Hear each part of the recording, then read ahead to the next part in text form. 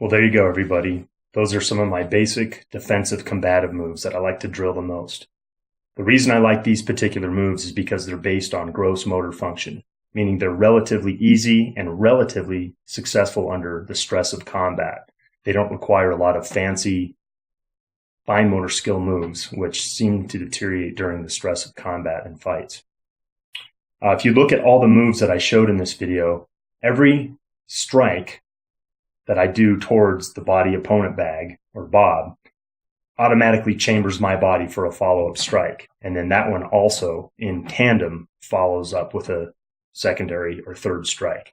And this is important because most threats are sometimes not neutralized with just a one-hit wonder.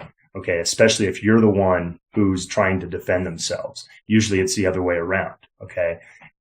Usually it's the person who's already made a decision to attack that person.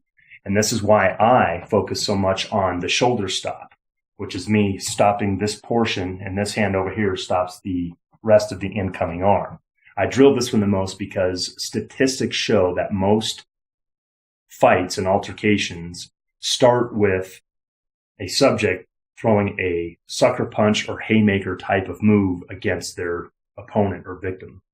And because action is better than reaction, if the bad guy here has already made that conscious decision to throw a haymaker punch on you and you're not aware of your danger cues and your hands are down, he's going to win every time. That's probably the only time the one-hit wonder ever works. Look at the knockout game. The reason that works is because there's no situational awareness from the victims, and they're behind the curve, so to speak, because their assailant is already initiating some type of action against them. And the victim has no clue what's even going on before it's too late. Now, that brings me to the next point. All of these techniques will work if and only if you are aware of your surroundings and the danger cues coming from your threat. Okay? If your hands are down and they've made the decision to strike you, and you see this in real street altercations on the internet all the time, they are going to knock you out, and none of these will work. You have got to get your hands up in front of your face.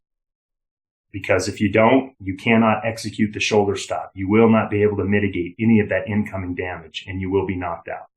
So that's why I practice the shoulder stop and get in the habit of, when people invade your space and they get too close, get your hands up and have some type of shield with your arms.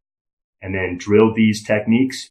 The beauty of them is they all work in different combinations, so you can piecemeal them together in any sequence that works for you.